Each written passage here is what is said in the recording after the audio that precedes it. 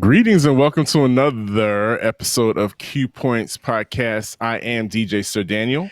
And my name is Jay Ray, sometimes known by my government as Johnny Ray Cornegay III. What's happening, good people?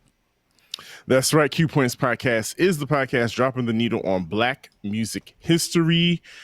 Jay Ray, we're about to do another one. We're about to do our big one, as the kids say. But first of all, let's check in. How you feeling?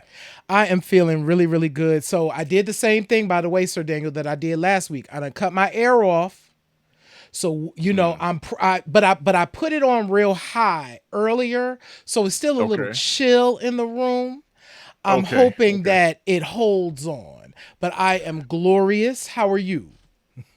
You know what? I'm fantastic. My ear is on. It's gonna stay on. It's good and frosty. And yeah, today was a great day. Today was just a day of, running a couple errands, but I was most excited about this moment right here, the recording of this particular episode, because Jay Ray, like we were just saying off the air, the subject of this episode has pretty much been omnipresent in our lives. Like, for all of you Gen Xers out there, this person has been just a mainstay in our lives, and she's not going anywhere. Nope. This is one of those figures that literally changed the game. You know,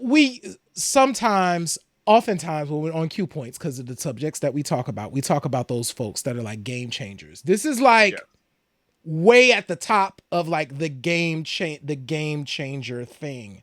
But as we do every week, you all, if you can hear our voices, if you could see our faces, thank you so much. That is the most important thing that you can do. Listening to the show, watching the show, sharing the show with your friends, family, colleagues. If you love Q Points, chances are they will love Q Points. That really does help to organically spread the word about what we're doing over here. You can visit our website at qpoints.com, which has had a little bit of a refresh. We got some new goodies over there that you can check out over on our website at qpoints.com. You can also check out our blog at magazine.qpoints.com and join our newsletter. And if you want to do us a solid, you can shop our store. You can get a Stop Tweeting, Start Rapping shirt, as well as other merch. Dang, I had a mug right here earlier and it's down. Hey, voila. You can get a mug. There we go. Mugs, bags, the whole 9 yards. You can get that over at the store, store.qpoints.com. It'll keep the lights on over here in Q Points land. We'd really, really appreciate it. That's right. All right, so Jay Ray, let's do this, man. So I will say, Jay Ray, you and I do a really good job about making this show unmistakably Black. Yes. We are, like we say, we are in the business of dropping the needle on Black music history. It's what we do. And there have only been a couple of people. No, she's probably the second person, non-Black person that we've centered on an episode of Q Points. And I think by the end of this episode, you'll understand why. And it's not just about blowing her up and gassing Madonna up, because at the time of this recording, we are a few hours away from her 66th birthday. Jeez, Madonna will be 66 years old. So we are talking about Madonna because she is, just like we said, has just been a part of our lives for so long that we just can't not talk about her. And there's just some totem poles in her career that we have to discuss on Q Points Podcast. Yeah. So Madonna is one of those artists. I think what makes this conversation also really poignant is since the beginning of Madonna's career, she has always, behind the scenes, aligned herself with Black folks somewhere. Either they are Mhm. producing, they are writing alongside her, because we be forgetting that Madonna be writing them songs. Madonna's pen game is crazy. They're either producing, writing alongside her, singing with her, dancing with her. So yes, this is still Black music. We are still talking about Black music history when we are talking about Madonna, because Madonna has been part of our lives as little Black children. So Mhm. me and Sir Daniel remember when Madonna hit the scene, and how crazy that was. So we'll get into all of that. But she deserves a show. I mean, she is that important. That's right, and we are going to be analytical. We are gonna have some critiques and There's plenty to offer critique. some POVs on some things for sure. But I mean, if we look at her background, like she was born into an alignment of Blackness, because she's born in Michigan, which Yes. is Detroit adjacent, if you will. Mm-hmm. What part of Michigan is she from? Is it So Lansing? I think she's a Canton girl. Let me look up where Madonna from. Hold on. It's right here in front of me. I got my big Madonna cheat sheet right here. Madonna is from, oh, she's from Bay City. Bay She's City, from Michigan. Yeah, yeah, yeah. That's so she's from Bay City, Michigan, Hmm. but of course Detroit is where it's at.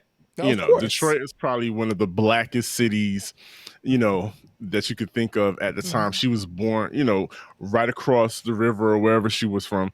There's a whole city. There's a whole city of Blackness. Yes. You got Motown going Hmm. on. You got major civil rights movements happening Hmm. in that city. So there had to, some of that is bound to rub off on you through osmosis, and the television. Yeah. Television was really big Hmm. right when she was coming along. Yeah. So I think that had to have colored her imagination and her drive. She's a trained Yep. dancer, and that's what took her to on her journey, which started in the city of New York, the big city Yeah. of New York, back in the late 70s, Late actually, early 70s. 80s. Yeah. Yeah. So Madonna, um, really does, in so many ways, Madonna, when you look at her even visually, kind of encapsulates what what I thought New York was in like the late 70s and the early 80s, because she just had that look. Like, she was absolutely a New York girl, and the level of cool and artsy that you had to be on, that she was kind of carrying. So Hmm. I would have never guessed. I didn't learn Madonna was from Michigan until later. I would have never guessed that she was from Michigan, because she just seemed so connected to New York.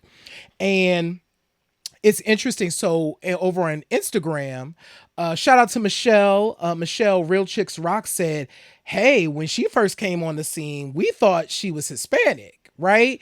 Because of how she carried herself, who she Hmm. rolled with, the look, all of that. So she definitely slid right into New York." She absolutely did. And, she became so New York at that time was kind of split up into two scenes. Of course, you had the punk rock scene, Hmm. which she was giving aesthetically, she was giving that. But then you also had, like J Ray said, the artsy downtown scene. Of course, it's widely publicized that she was canoodling back in the days She with could noodle. Jean. She canoodled a lot with Basquiat. She didn't mind pushing color lines with her relationships because she was such a rebel. And what what you're going to see and what I noticed is that she just was able to um con- conform herself, or just make her shape shift to whatever was going Mm. on at the time and whoever she was around. And like you said, it's been like people always said, when you saw her you couldn't take your eyes off of her. So you've got someone who is able to um be a part of any scene and fit in. And then she's got that it factor where people can't take their eyes off of her. So it was, she was bound to become a star at some point. She, if I'm not mistaken, she auditioned for Fame. I did hear that. Mm-hmm. She auditioned for Fame, which was a huge, huge get for an up and coming dancer artist in the early 80s. And Fame, her life was about fame, about the come up, about reaching for the stars and grabbing for your dreams and all of that. That was such a Madonna trope, but she did not make that cut. But that didn't stop her from becoming a part of the dance scene and going to the danceteria, which was a huge, she became a part of club culture and was always in the dance clubs, honing her skills and, just being one of the cool kids and being a trendsetter. Thinking back to the journey, right? There is a legendary tenacity and persistence that Madonna had on her journey to the come up. Yes. So, being a star at that level is a thing that people pursue and want. And it is very clear that Madonna wanted that, and she was going to stop at no end to get it. But, and I know we're going to talk a bit about Truth or Dare later, but I do want to bring up something that stuck out to me as I was getting ready for this show. Madonna was talking to her dad on the phone and was like, "Hey, who coming to the show?" Like, da da da da da. Oh, and by the way, it's racy, just to let y'all know. So you might not want to come both nights. You might just want to come one night. But anyway, she said, so the dad says, "Well, hey, can you just tone it down?" She was like, "Tone it down for you?" She was like, "I'm not going to do that because that would compromise my artistic integrity." And that stuck out to me because it was like, okay, not only was this woman committed to being a star, she was also not going to be told when to stop. And we see that throughout her entire career. The entire career. When it wasn't cool for certain people, if you looked like Madonna, you weren't supposed to hang out with the gay kids in the ballroom scene. And that's what she did at one point, and that's how we got to Madonna and Vogue becoming such an anthem, and her latching on to dancers from the ballroom scene. Of course, there's lots of conversation around, did Madonna make ballroom, or did Madonna blow up ballroom, or did ballroom blow up Madonna? There's always that conversation of which came first, the chicken or the egg. And I don't know, maybe both things are true, but she, again, in her aligning herself with Blackness, she found this underground scene. She loved the underground scene. She loved the underground scene. And here is this black and Hispanic gay ballroom scene in Harlem, all throughout New York, and she is soaking it up and eating it up, and she taps into it, of course, in the early 90s, taps into that scene for Vogue, which of course was a huge and major hit for her, iconic, and still a part of her repertoire to this day. Yeah.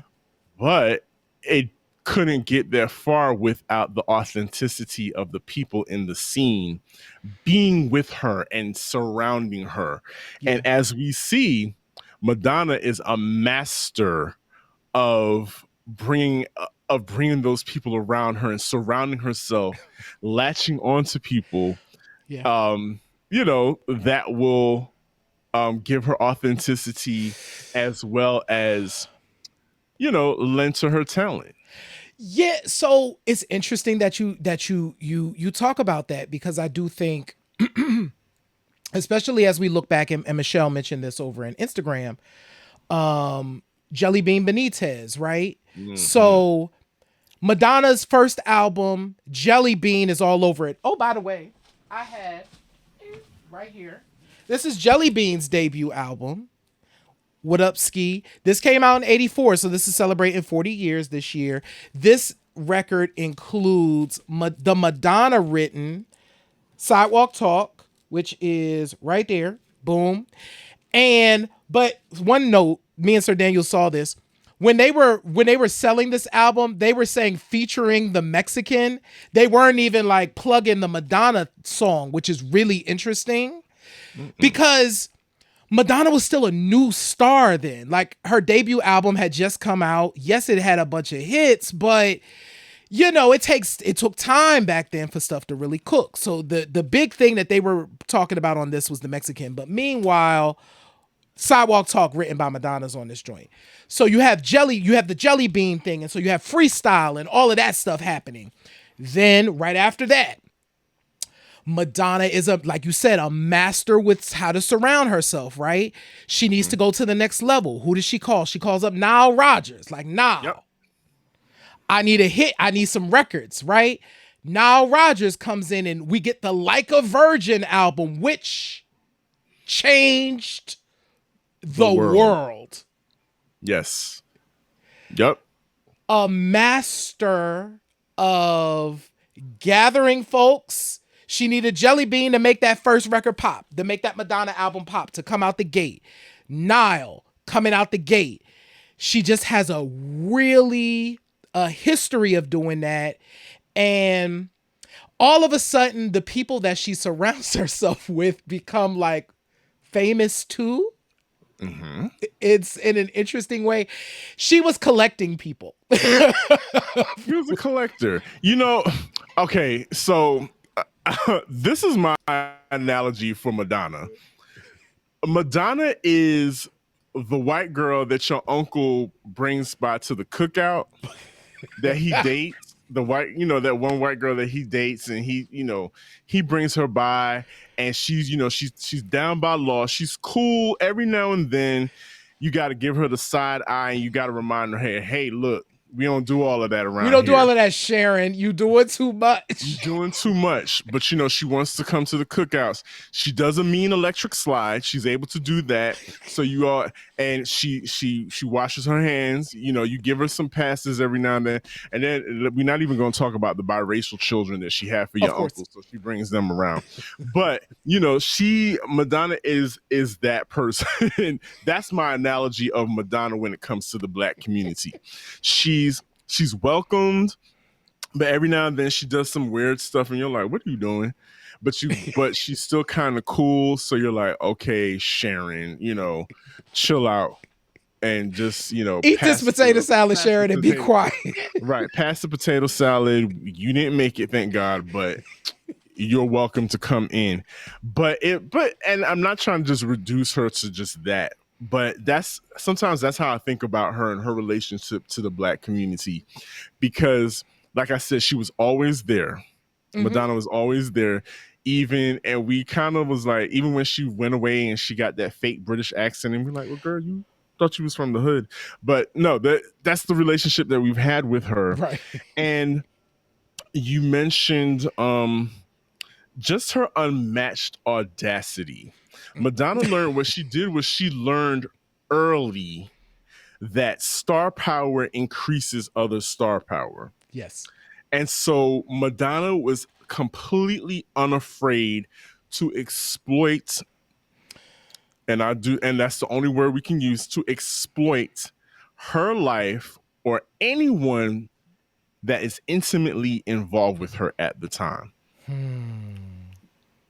For better or for worse. For better or for worse. Let's take the Truth or Dare documentary. Mm-hmm. First of all, groundbreaking, because that was like the beginning of reality television. Oh yeah.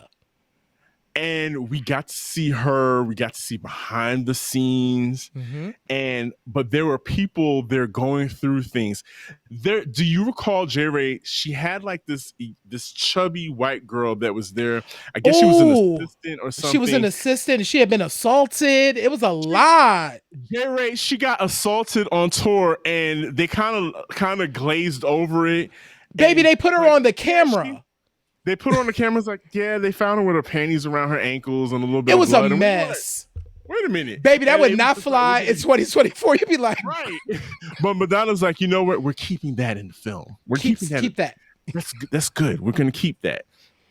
And Oh my God. but you know, the dancers, J. Ray, the dancers, we talked about. So the gentlemen that were a part of and made the Vogue video, yes, were actually gentlemen that she met in the clubs. Yep.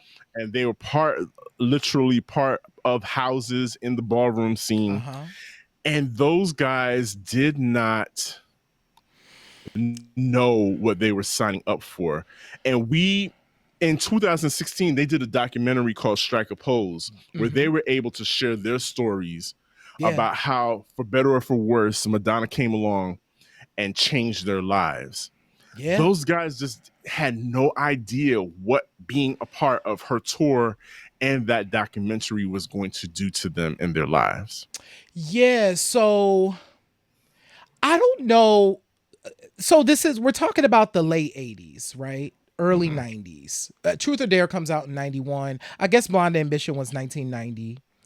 Yeah, that was. I don't know that we had a concept of what a true behind the scenes look at a celebrity was. In particular, this diverse group of people. You got Black women, you have queer folks, right? Who are not trying to shrink and they're not trying to play the back. They're just like being themselves and being encouraged to be themselves fully. That was different in 1991, right? You can do that. They do that all day on YouTube now. Right. In 1991, that wasn't a thing. So I can understand how, one, you want to be a star too. So the cameras are on. You're excited, right? Your boss is there. She's Madonna. You're excited to be on tour.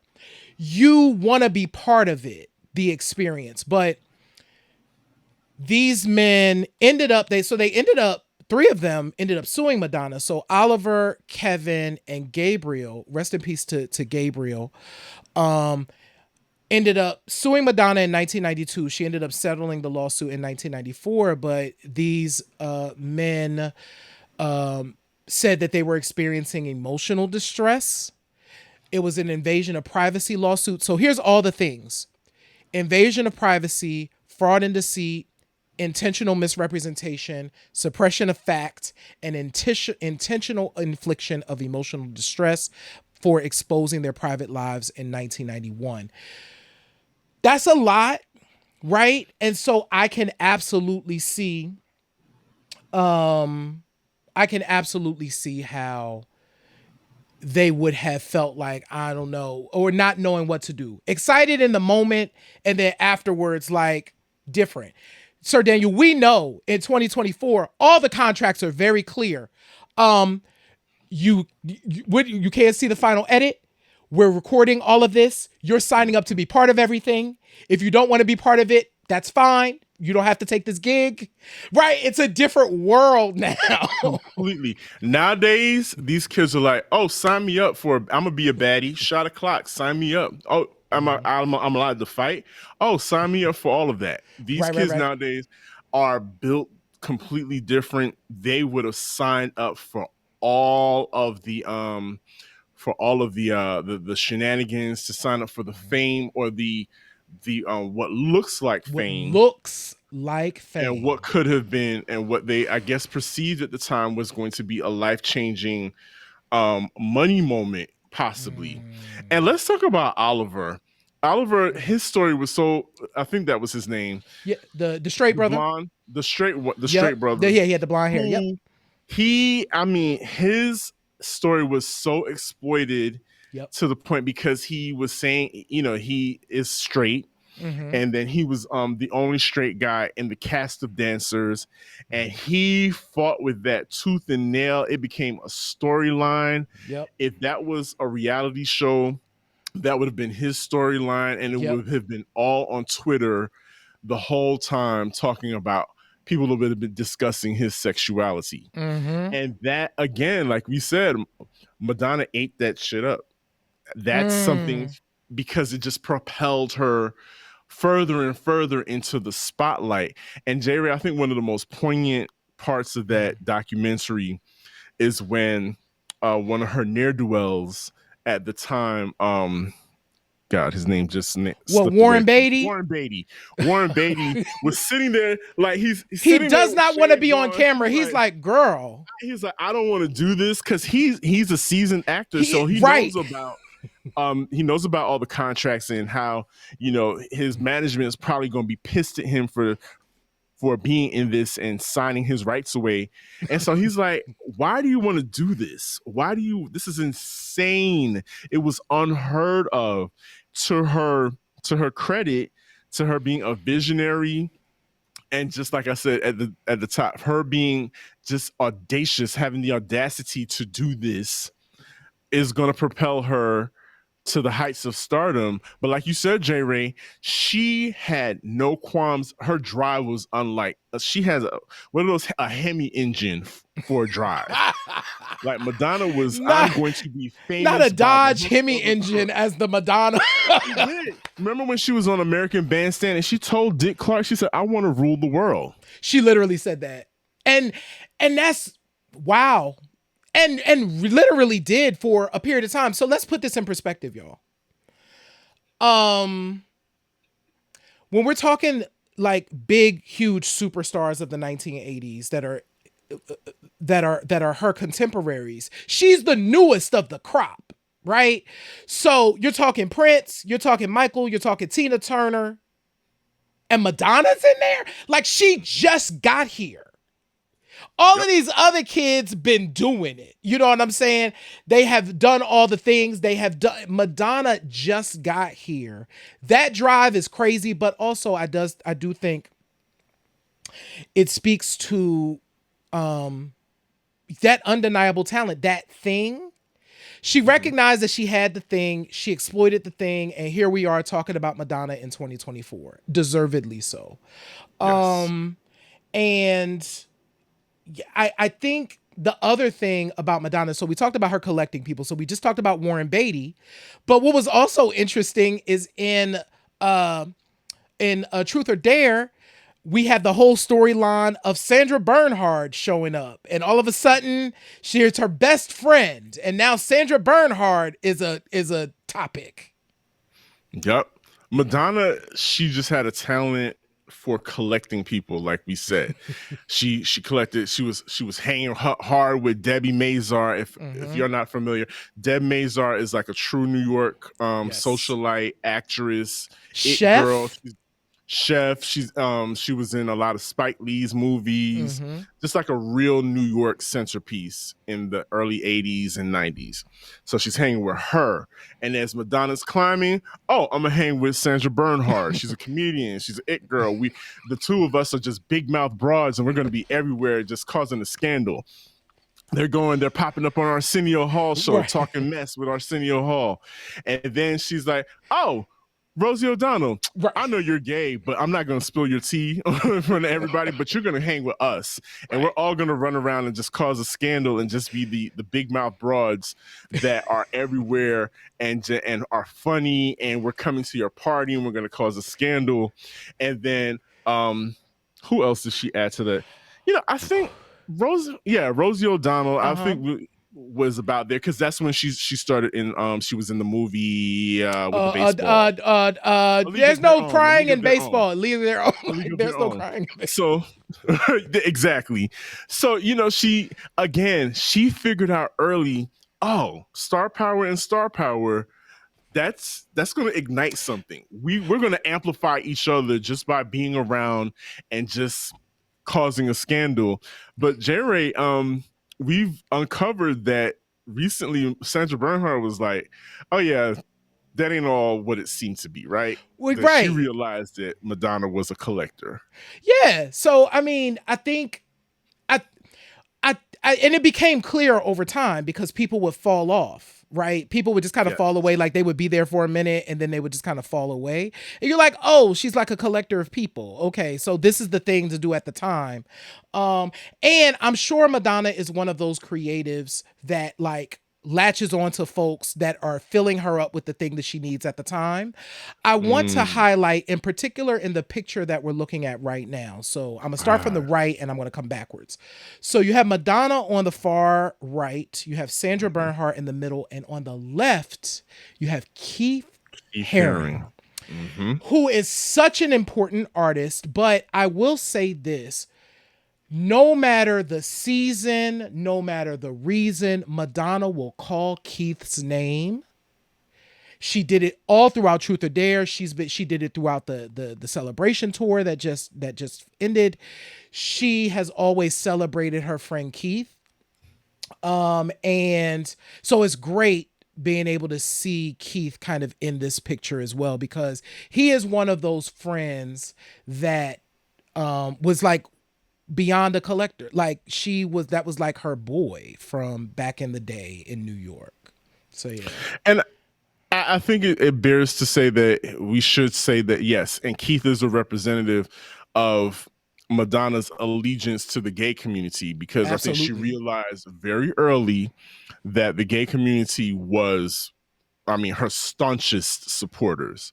She realized that very early. And so she would collect Hollywood friends, but she was very loyal to her supporters for sure. Yeah. But you know what else she was a collector of, J. Ray? What? She was a collector of cultures. Baby, those eras, baby, there are so many Madonna eras.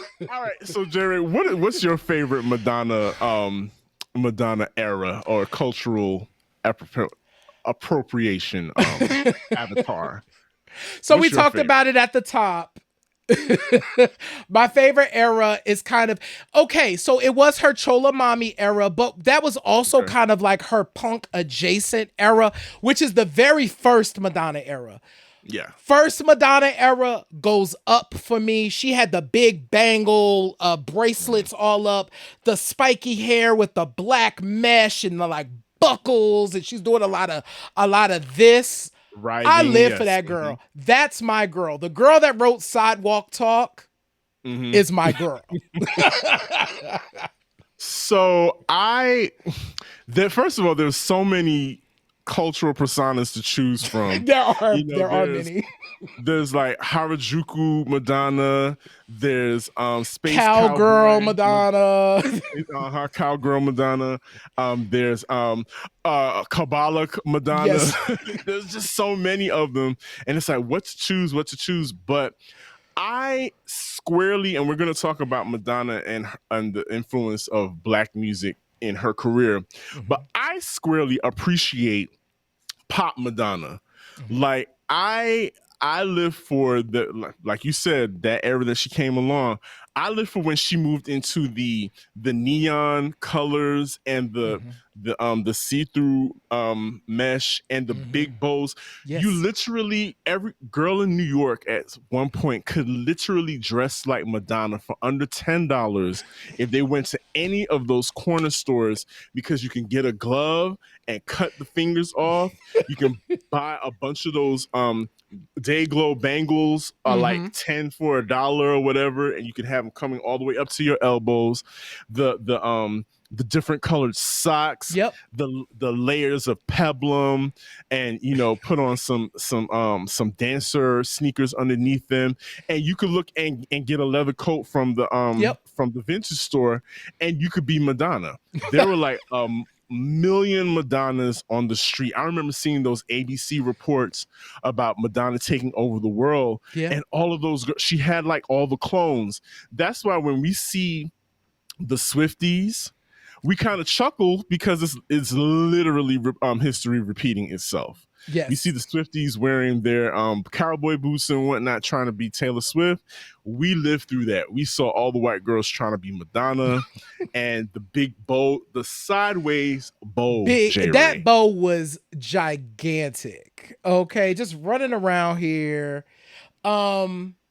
Yeah, Madonna and and the cultures. We'll get to the Madonna's Black era because it is a very particular and an era I enjoyed. I Listen, we absolutely love the hell enjoyed out of it. Madonna's Black area. But before we go there, right? So Madonna, to your point, recognized the importance of exploiting her life, thoughts, feelings, and all of that, because it ultimately, all of this stuff led to record sales. And Madonna, there was a quote in one of the articles from when the dancers sued her, and she said everybody else does, like, it's like whatever to her, everyone sues her, and for her that controversy was okay for her. You know what I mean?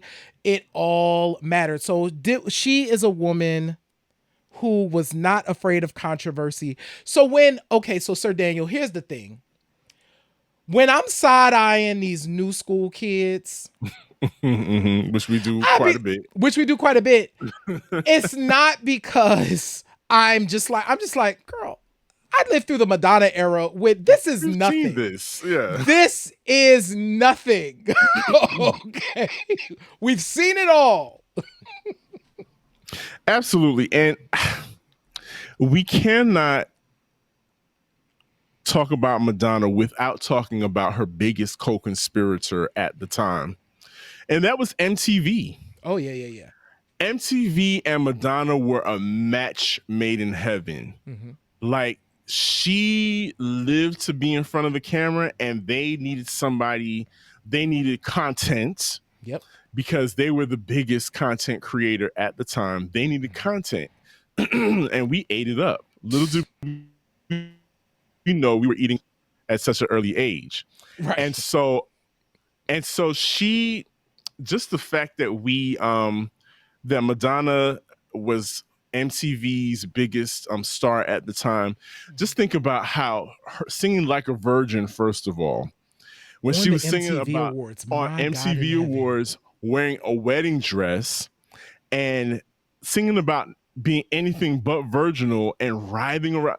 Like Jerry said, her favorite thing to do was to writhing around on the floor, rolling around in that good Sunday white wedding dress, and singing Like a Virgin, shot their numbers through the roof. Wow, that was such a moment in time. Today, by today's standards, tame. In 1984, crazy. So we're also, of course, celebrating the 40th anniversary of the MTV Awards. But seeing her roll around, I think that was 84, maybe that was 85, but whatever. Seeing her do that on that stage was a moment in time, and you're absolutely right. My favorite Madonna MTV moment, though, is I know what you're gonna say.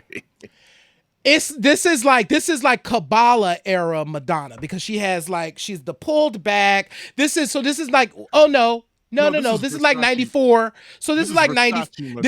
This is yes. So she's coming out of Black era Madonna. So this is around that time.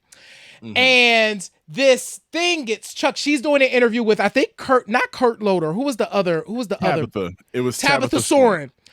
And this compact comes flying up, and she's like, don't invite Courtney? Don't invite her up here. And of course, Courtney Love peaks.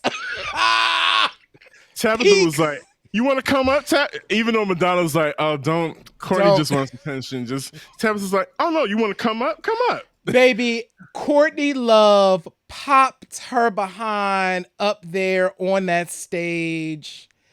And it was a moment in time. I will never forget the look on Madonna's face. Madonna was unhappy. Yeah, she for whatever reason, Courtney Love, who of course is a rock star in her own right, the front woman of Hole, but was also married to Kurt Cobain at the time. For whatever reason, just didn't see it from Madonna and vice versa. And so that was definitely a fun moment. But yeah, when you think about it, MTV and Madonna have had a long-standing relationship, which helped Madonna in courting other corporations and courting sponsors. And we cannot talk about, remember that moment in time when Madonna and Pepsi were in bed together for this huge release of the what was that? The Express Yourself album? That was It was the 90, 89. No, that was 89. And it was Express Yourself, that era. And of course, the song at the time was Like a Prayer. Yeah, so I think that was the Like a Prayer album. So it was right after Like that. Yeah. Mm-hmm. So Express Yourself was on that record. Yes. So So this was a big deal because Madonna had gotten a Pepsi deal. And baby, you was somebody if you got a Pepsi deal. Because remember, Michael Jackson had a Pepsi deal. Exactly. And Madonna got her a Pepsi deal. And it's like, okay. And back then, kids, I remember this because we all did it. Your big stars, these kids ain't ready. The big stars premiered their music videos on network television.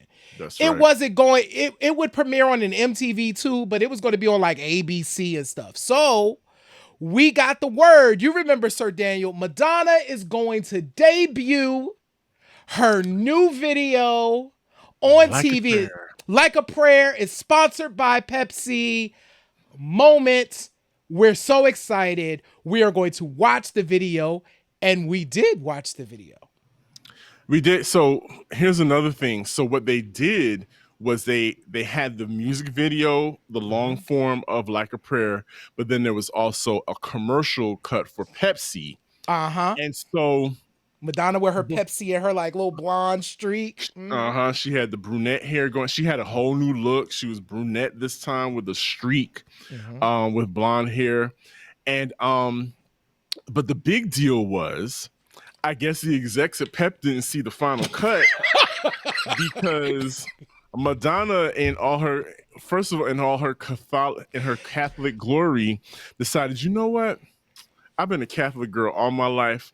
Let's just go ahead and bring Catholicism into this. And, you know, she's clutching rosaries throughout the video. Burning crosses. There's crosses. And the piece de resistance. Give it to she him. She had a black Jesus that she kissed in the mouth.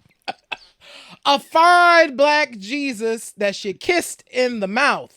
Now, the kids, y'all might know this Jesus as Leon, who is most famously known for his role in the Five Heartbeats and delivering the line, "Ain't nobody coming to see you, Otis." That was that was in the Temptations because he was in the same thing. People get the movies confused. That was from the Temptations. Yes, he was in both. Okay. He was in both. He was in both. You're absolutely right. So he is famous for that, and for all your reality TV shows.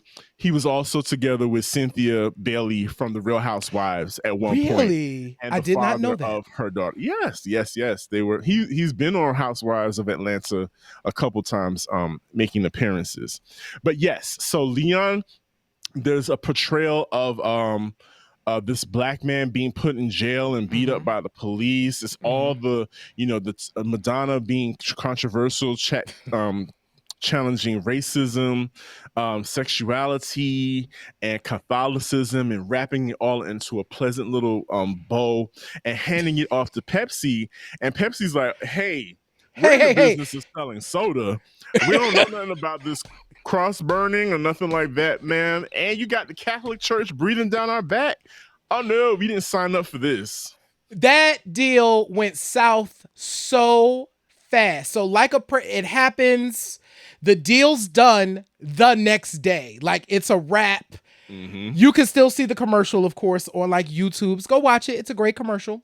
And if you haven't seen Like a Prayer, go ahead and watch it. But controversy, it's a thing, and she did not stop. What's the word, everybody? It's your man, Mr. Al Peter, Mr. Peterson's Neighborhood, and the MPN Network. And I'm here today to tell you about what the MPN Network consists of. The MPN Network is an entertainment as well as a developing media company based in Jacksonville, Florida. Our goal is to highlight various creatives that exist in spaces of music, visual arts, podcasting, and more. Within the network, we have multiple brands that will parallel with creatives, events, and other brands. The Neighborhood Podcast Network is a collective of independent podcast shows that has various topics ranging from the latest culture news, mental health, sports, and leisure conversations. We also have the Groove Suite brand that explores the realm of soul, hip-hop, R&B, funk, and more. Groove Suite. Our health and beauty section gives a view on how to keep yourself in shape, in style, and in tune with your body and your mental. Last, we have the Fly Socks and Tees, an annual summer event that brings creatives together to celebrate the past years and victories that were received. So swing by our website, mpn-llc.com, and subscribe so you can stay up on what's happening with the neighbors and the groovers. Also follow us on our Facebook page as well as Instagram and Twitter, MPN Management. Building but becoming to the top. Madonna had always been sexual. That was Yes. like not a surprise. Justify My Love was different in so many ways. And it was also kind of the real beginning of her like hip hop, like really that infusion of hip hop into her work. But she was about to do a thing. Justify My Love did a thing. I didn't even see Justify My Love until I don't know. I think I saw it at like a friend's sleepover because the friend's dad had the tape. Yes. That's the only way you could see Justify My Love was on VHS tape. I did the same thing. I went to a friend's house and they had the tape. So Madonna eats controversy for breakfast. And she knows that controversy equals sales.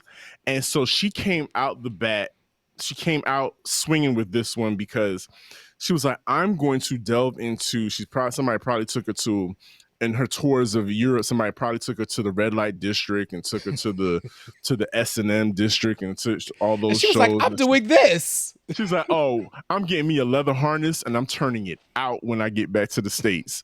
And so she's delving into S&M,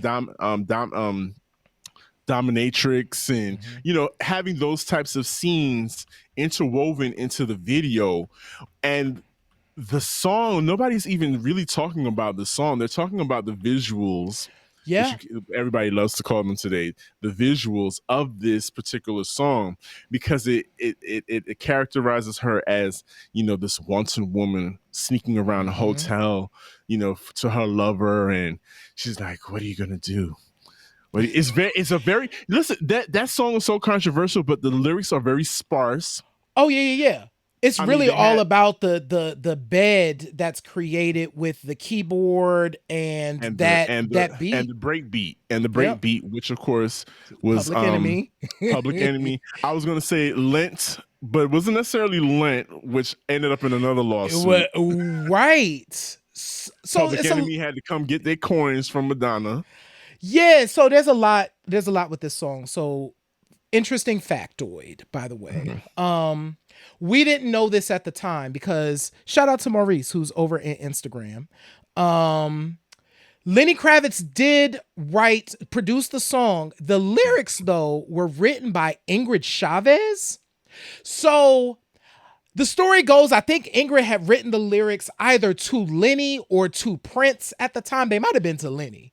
Anyway, Lenny was like, I'm playing around in this Madonna bag right now, so I'm going to go on over here and take this song over there, and that's how we get Justify My Love.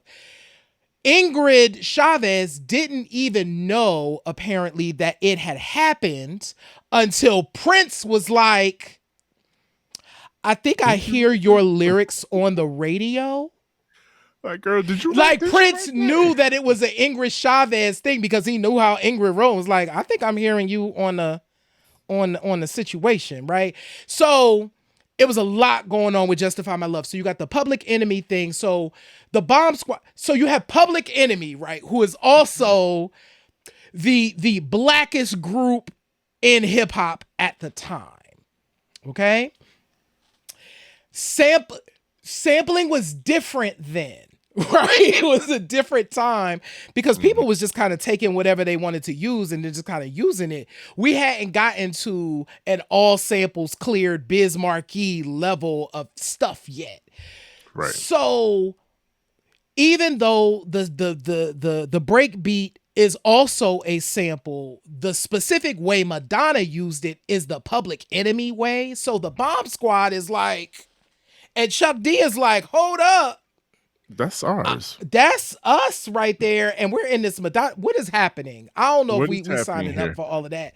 So Justify My Love was controversial on so many fronts. You have a writer who is like, I didn't even know that song was happening the way it was happening. And here it is. You have a production team who's like, what the heck is going on? You have this hypersexual video that no one can show on TV. Yeah. And all of that led to a booming industry where now people figured out that I can put my music videos on VHS and sell them to the public and make money that way. Cut out the middleman. That's exactly what she found. She figured out was I can cut out the middleman. Oh, you're going to ban me. You're not even going to play me late night on MTV. And at this time, she's like, oh, MTV, I thought we were cool. But even MTV had their standards, their FTC standards that they had to stand by. And was like, we can't do that. We love the video, but we can't show it. Right. But a lot of people are asking who Ingrid Chavez is. Yeah. So Ingrid Chavez is was a one-time Prince girlfriend. Yep. And for context, she is the main character in Graffiti Bridge. She is. That's where you know her from. If you've ever seen her, if you've ever seen Graffiti Bridge and you know the love come quick, love come in a hurry. You saw that Ingrid Chavez is the love interest in that movie. Mm-hmm. But yeah, but again, she knows what she's doing, and I think that's what pissed off a lot of people, a lot of Madonna's biggest critics, is that because they know that she's so calculated and she knows how to play the game, but it's like, why are y'all mad? Because I figured out how to work this. Y'all are really mad about it, whereas a lot of people, like you said, to her credit, she came in fairly new to the game, young girl. You have all these other established artists that she is surpassing, but here she is just kind of breaking all kinds of records, and the people don't understand that. And again, that's something that you can't manufacture. That's downloaded into you from the source. That's just something that you get from outside, and nobody else has been able to replicate that. But I think Jerry, we got to get to the black stuff. We got to get to Madonna and her black bag. Can we? I'm a bridge us to the black stuff. Can I bridge us to the black stuff real quick? Because this is interesting. So we just talked about Justify My Love, which sends us kind of down a new path, right? In kind of the Madonna universe, right? So right after Justify My Love happens, the next album is about to be Erotica, is about to come. Yes. And Erotica is paired. This was next level. I've still never seen it. This was paired with the infamous Madonna sex book, which of course featured Naomi Campbell was in that book. Big Daddy Kane was in that book. And that was a huge controversial issue in Kane's career. Like, he still has never fully recovered from that. But real quick, he showed more. He was in Playgirl. He was also in Playgirl too. He was in it. He was having a whole. He showed a whole lot more in Playgirl than he did in the. Don't ask me how I know that. And how he did in the sex book. But that sex book was like, first of all, there were limited supplies in the stores. There were people lined up around the corner. Of course, it's this big ornate chrome. It's like it's like metal, and it's just sex. Madonna, everybody's naked and they're doing all of these things, right? And so I remember very vividly, Sir Daniel, on some random psychologist on MTV, because they were plotting, because it got a huge backlash. So Erotica didn't hit the way the other stuff had hit, right? So now people are plotting Madonna's demise. What do people do when you are having a demise? We'll get to that in about 2.5 seconds. So they're plotting Madonna's demise because, she's unhappy and there's a sex book and it's just, I don't know what's going to happen. Marriages. It's failed and da-da-da-da-do, right? And let me tell y'all something. Erotica holds up to this day. But Erotica is a great album. Go play it if you haven't played it. It's hot. That said, what do you do? She had a gold tooth. She had the gold tooth. She had a gold tooth. Her name was Dita, who was like, her name was Dita, child. And she was going to take you through things. Her name was Dita. So, like we said, Sir Daniel, what do you do when you need a rebirth? You go to the black people. You go to the blacks. You head on down to the black side of things. And Mr. Al Pete just hit the Instagram right on time because now Madonna has arrived at the blacks. She is hanging out with the black folks, and I need to hit you all. What's going down? Call up Babyface. Your uncle has brought Sharon around again because Sharon is having some hard times. So now she's back with your uncle and she needs something to eat. So your uncle's gonna bring him to your mama house because your mama can throw down and cook because she needs some soul food. So this is what Madonna is doing. And so Madonna has headed down to Atlanta to hang out with Babyface, to hang out with Dallas Austin. She's working with Soul to Soul themselves, Dave Hall and Nelly Hooper on the Bedtime Stories album. Now, not for nothing, immaculate album. Ooh, that album goes so hard. Album. And beautiful, this is beautiful record. She's about to do, I think, is this the Evita? I think the Evita is happening. So Madonna's singing now. Yes. It's in the mix.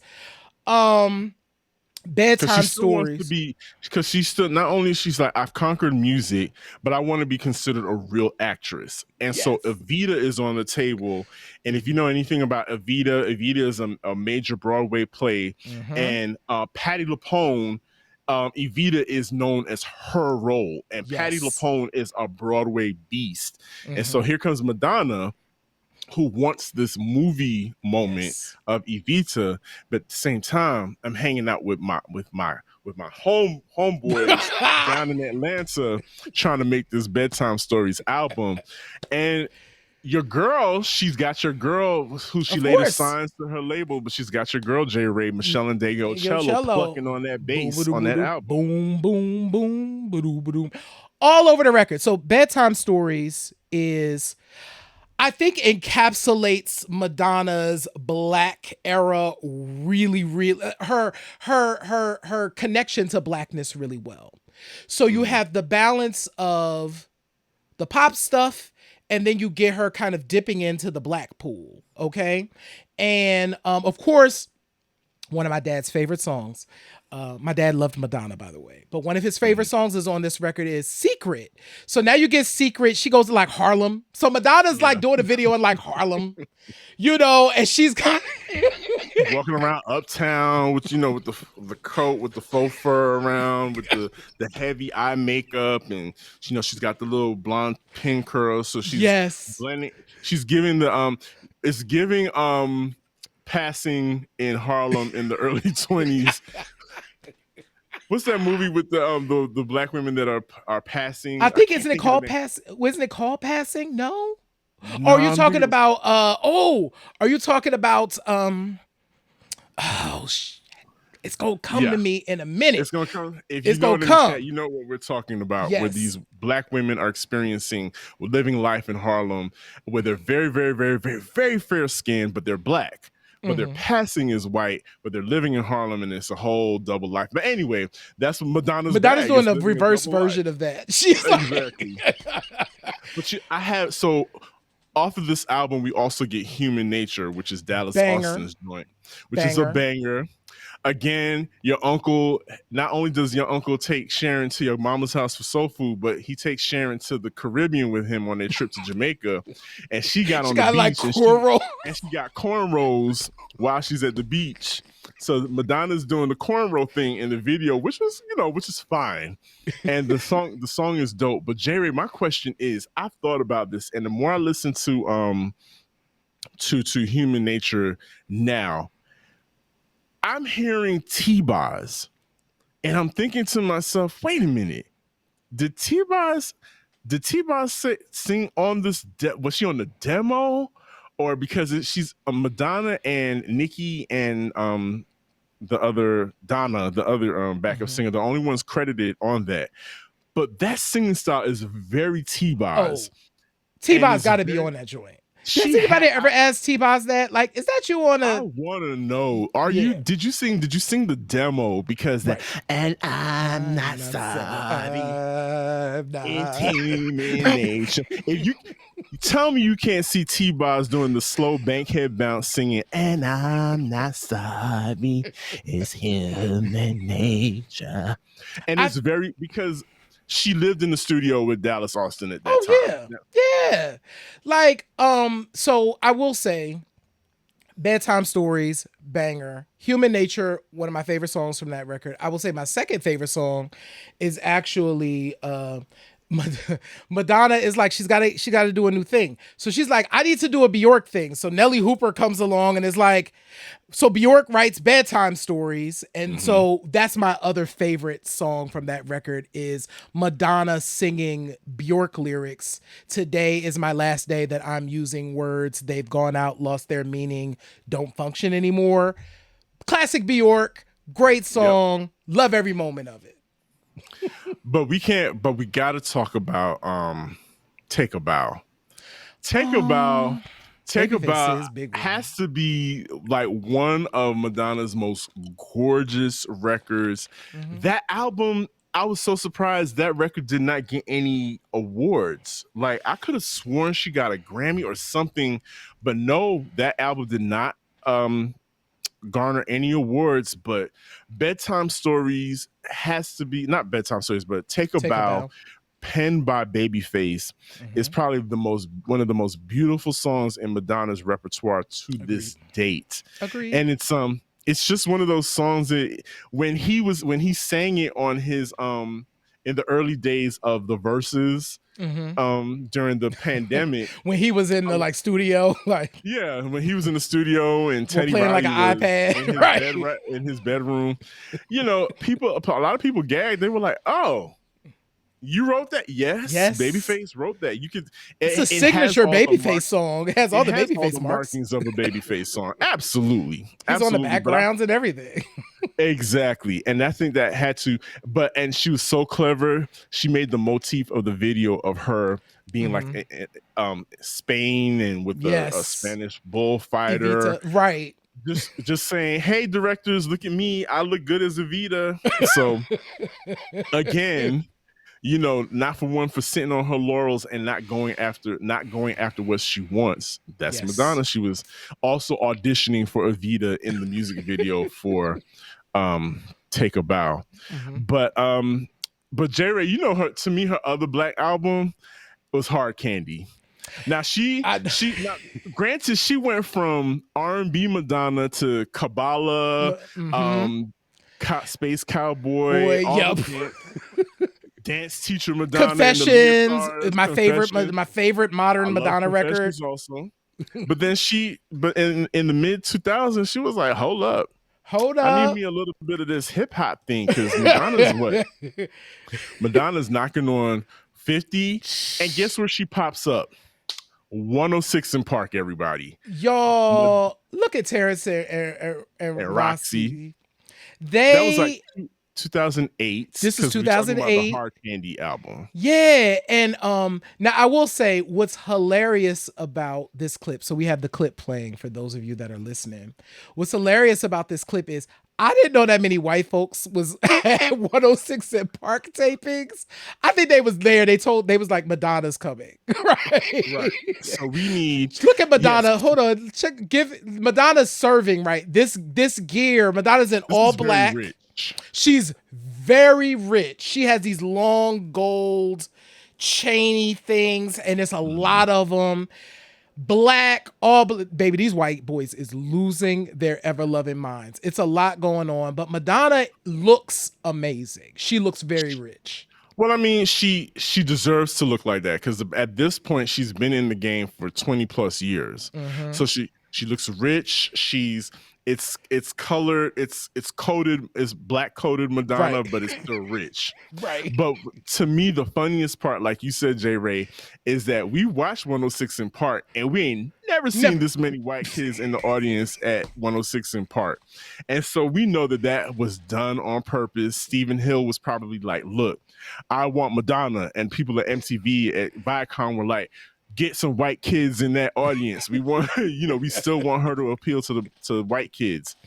And so they were like, fine, let's just funnel all of those TRL kids over here down to the 106 in Park studios and put them in. But that was a moment. Hard Candy was a moment. I think Hard Candy reintroduced Madonna to a whole nother generation. And as always, she aligned herself with the creme de la creme.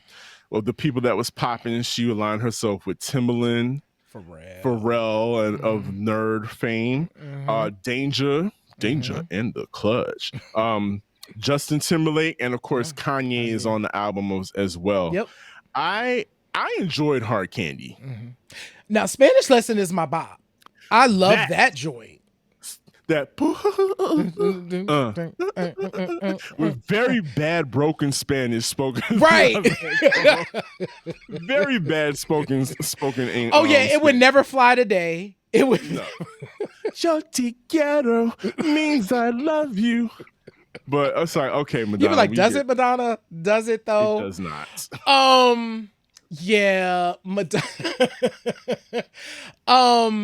She's a collector of cultures. Like Madonna definitely would slip in to a culture, try it on for a season, an album run, essentially. Yeah. And then by the end of that album run, she was slipping out into her whole other thing. Because then right after this, or was it right before? No, it was after Music, I think, where Madonna went political. That was like the American, she put on her soldier. Drinking her soy latte. Exactly. I'm drinking the soy latte. I guess I'm and I know I'm satisfied. Yes, she went through all of that. She became a Bond. A Bond woman by singing a theme song for Die Another Day. Yep. So she did all of that stuff in between, and then was like, you know what? Let me do my Thanos thing. Put on this glove and collect another Infinity Stone of Blackness and put out Hard Candy. So, you know what? I think this brings up a question. Thank you, John, for saying this, because I am curious. Today, I think we would definitely label Madonna as like a culture vulture. For sure. And I'm wondering, I don't know. It's almost like performance art. Like it's some for Madonna. This was like, no, this is what I do, right? I'm doing a new thing. This is the look. This is the energy. This is what the videos have to give. It's like a whole thing. And Mark, I think, leads right into the next big topic. So Mark is over on YouTube and he said Gwen Stefani tried to take a page out of Madonna's book, but the Harajuku phase went right out the window when she met Blake Shelton. That's it. So I think what Madonna would do, again, the audacity, that's her biggest superpower. She would sit up there and be like, well, I helped create hip hop, so I'm right at home with hip hop. And we would say, girl. That's the kind of chutzpah that Madonna had. She would sit up there in your face and be like, Oh, but I was rolling with the B-boys and B-girls, so this is Right. nothing I new to break me. What are out. you talking about? I I was was break breakdancing before dancing. breakdancing was popular. And we would let that slide because she's just, I think, because on the sheer fact that she's been around long enough. Your Yes. uncle has been bringing Sharon around to the house long enough that every now and then Sharon will drop the N-word, and you kind of look at her like, what the hell? What did you say? And then you kind of let it slide because she's been around long enough, but you're like, well, wait a minute now. You're getting a little too familiar. Sharon, now Sharon, just eat the straighten up, potato Sharon. salad now. That's it. You're doing too much again, Sharon. But but Madonna, like you said, has been able to, she takes cultures and puts them on like outfits and just on and off, on and off. And which leads us to a lot of people don't take kindly to a lot of that stuff. No. And there has been, if you're going to be as popular as Madonna, you're going to have some beef. Oh yeah. You're going to have some celebrity beef or whatever in your journey. We already talked about Courtney, but J. Ray, at some point, I think Madonna, it could be asked if Madonna had an issue with Black women, because she didn't have any issue, hanging around with Black men At and all. using Black men as her as boy toys or her muses at the time, dating them, having babies, all that kind of stuff, right? She didn't have a problem with that. But when it came to Black women, it seemed like she would never be aligned with Black women in the industry. No. There's that rumor, well, not a rumor, Patti LaBelle said it. Patti LaBelle said that she pushed her out the way, stepped on her toe, and never said sorry or anything. She's always said that she's found Madonna rude, and she was like, she's lucky she's talented, or I forgot what the exact quote was, but she still made it, but she's always called her rude. But then there was always this issue between Madonna and Janet Jackson. There was always this comparison. And it was so strange when we were working on this, thinking about this show, Jerry. We talked about how much Madonna was like so in love with Michael, right? And Michael, she escorted Michael to awards and blah blah blah. But when it came to his sister, we got bad blood. I really do think the issue that Madonna had was with other women in the same industry. I really do think it was just like, I don't feature none of them other girls who's in the industry. Unless they're my sons and they admit that they're my sons, right? So a Brittany and a Christina is okay because they have admitted what I mean to them. It's very Nicki-esque in a lot of ways, I think. Ooh. And I think specifically talking about the Janet thing, what I found interesting, and there's still some breadcrumbs of this, is when Control came out, they were trying to put Control in the lineage of like a Madonna. And I actually don't see Control in that lineage. I squarely see it in like Black tradition, funk, that lineage. Absolutely. I just don't see it in a Madonna line. But people were trying to do that, right? Because I think it was, Madonna was the biggest, pop star at the time. And I think from the Madonna standpoint of it, it is, I don't see none of these other girls who's like in the game. You know what I'm saying? Okay. And for better or for worse. But yeah, I always found the Janet comparison weird and like misplaced, and it never made sense to me. I just didn't see Control that way. Because my favorite part of the Truth or Dare documentary is where she's in a clothing store and she's trying on this jacket that has a lot of epaulets and buttons that fold to the side. It looks very military, and some voice off on the side says, "Oh, that's very Rhythm Nation." and Madonna was just stone cold and just stops in her tracks and is like, and starts taking it off and is like, get rid of it. It was so pointed.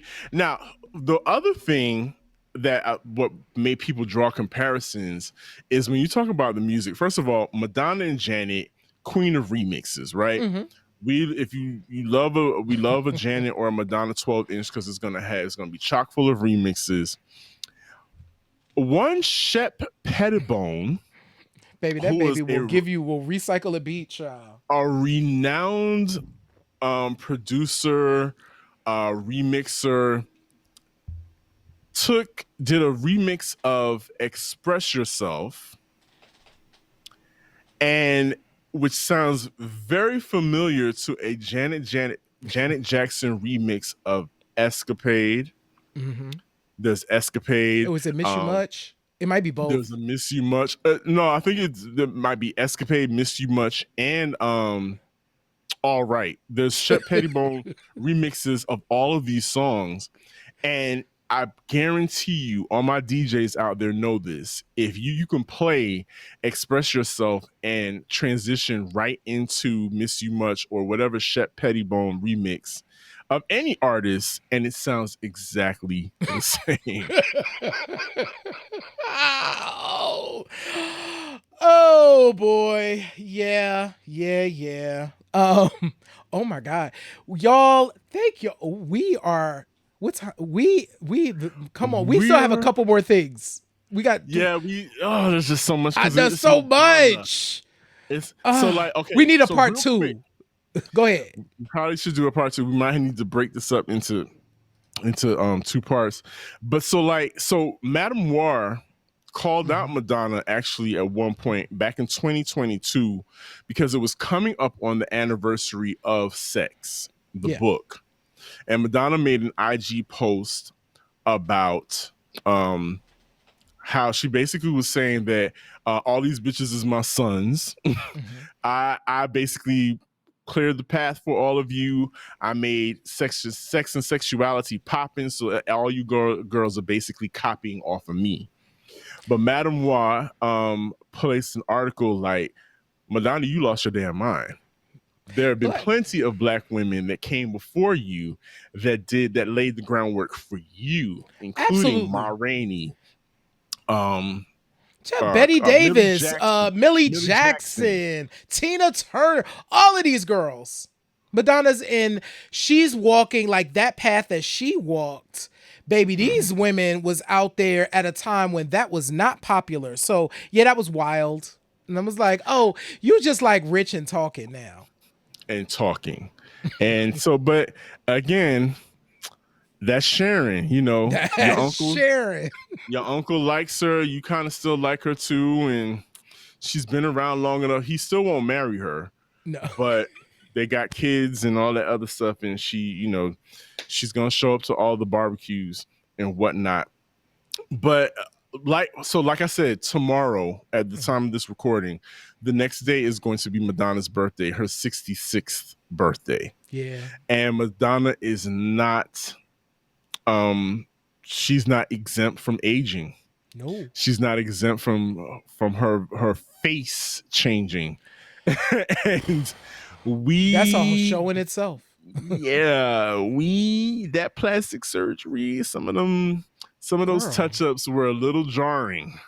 They were a little jarring, but what is she to do? She still feels as though she is has a lot to say as an artist, and feels like she can still appeal to multiple generations now, which she has been able to do to an extent, right? What do you think? No. I absolutely agree. Here's what I wish, and this is for all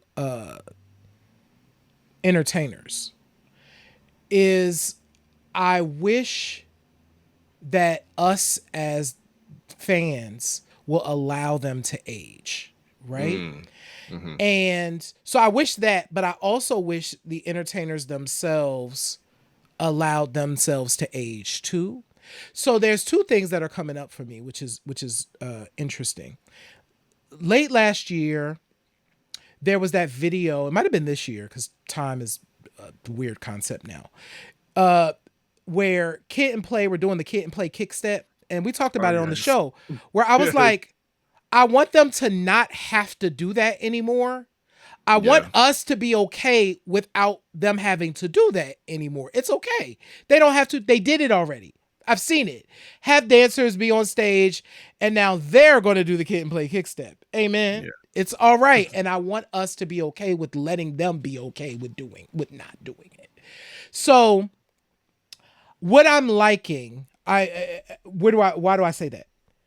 I like that Janet is showing us what that can look like on stage. I think that's really impressive. And my hope is that Madonna, after this season, after the celebration tour season is done, that she takes a step back, realizes that her legacy is so vast and so big. And girl, you could get up there, play a guitar, sing some songs acoustic, and the kids is still going to show up and go up. You can sing an acoustic holiday and we're going to be singing with you.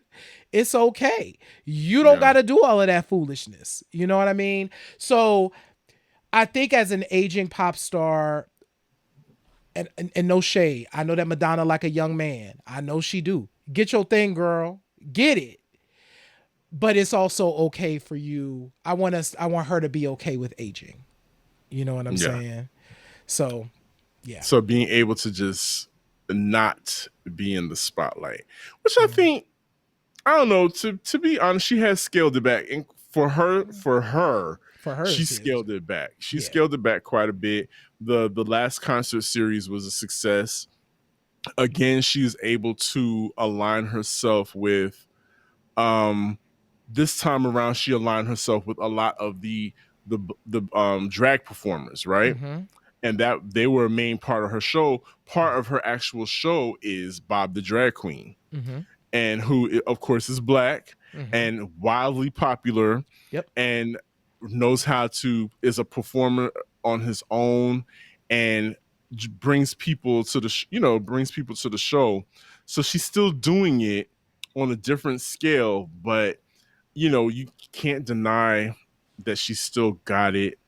There was a lot when she fell off the stage, and you kind of worry for her, like, ooh, you're in your 60s. Are you going to? It don't heal the same. It don't heal the same way after that. So we're still rooting for you. We are. We like what you do. We still get good feelings and smile when we think about how we met you, Madonna, and where you are now. You have a beautiful Benetton family. And you just continue to do your thing. And we love your contributions to the culture. We just, you did what you had to do. You one of them ones. You're definitely one of them ones, as the kids like to say. And I'm not mad at Madonna. I'm not mad at her at all. No. If Madonna never hopped on stage again, girl, what more is there to do? Like, you, at this point, you are performing because you want to perform, and that's great. Do it as long as you want. Child, Diana, Patty, and Gladys that we talked about, still out here doing the things. You know what I'm saying? 80s, God bless them. In their 80s. God bless them. Let's get Madonna to her 80s. But we definitely wanted to spend this time talking about Madonna, kind of celebrating her. Her birthday is tomorrow. And this was super fun. I never get a chance to talk about Madonna this much. We don't. And, the Q Points, this is the Q Points way of celebrating Madonna. Sharon, you get... You all right, Sharon. Sharon, you all right. You get the big piece of chicken because it's your birthday. But no, in all seriousness, I do want to highlight that Madonna has changed a lot of things in the industry, how things are done. Her legacy of genre nonconformity is a thing. If you're an artist and just you can't be held to one genre, you have the ability to do that because Madonna made it mainstream or wildly popular for you to do that. When we look at how artists are marketed and their marketing strategies, all of that, you can thank Madonna Louise Chacon for that. You know, the tours, the way that they use social media now, all of that started or due in part to Truth or Dare, Blonde Ambition, those kinds of things. She really stamped her mark on the industry. And of course, we can't not talk about or mention her contributions to dance culture. You know, the remixes, the bringing of an underground culture, ballroom culture to the forefront, you know, which is still thriving and bigger than ever today in 2024. So, you know, hats off to you, Madge. You really, really put your foot down and left your imprint on this industry for sure. Absolutely. Happy birthday, Madonna. Thank you so much for hanging with us this long, because this has been quite an episode. Yes. Don't forget to check out our Pandora playlist. Tell them about it, J. Ray. Yeah, so over on Pandora, y'all, search for Q Points, and you can follow us there. So many of our listeners, and we thank y'all so much, listen to Q Points on Pandora. And one of the things that we're doing special over there is we will have curated playlists that will include some mini-sodes that y'all can listen to that are specific to Pandora. So go over there, sign up for us. And if you go to qpnt.net/Pandora, you can easily find us. We got a link there for you. So that's awesome. Definitely stay connected to Q Points. Thank you all so much. So many of y'all have been checking in on Instagram. Like we got, you know, Hi from London. Y'all are checking in on YouTube, Facebook, Twitter. Thank you all. That is so important. Spread the word about the show. Share with your friends, family, colleagues. If you love Q Points, chances are they will too. Visit our website at qpoints.com. You can sign up for our newsletter. You can read our blog. You can also shop our store, get some dope merch over there at store.qpoints.com. We appreciate y'all. We love you. Absolutely. Listen, we want to come to London. J. Ray and I are going to get to London at some point. So thank you for staying up till almost 3 o'clock in the morning to check out the show. We appreciate you. But listen, like I always say in this life, we have a choice. You can either pick the needle up or you can let the record play. I am DJ Sir Daniel. My name is J. Ray, y'all. And this has been Q Points, dropping the needle on Black music history. And remember, you can dance for inspiration. All right, peace, y'all.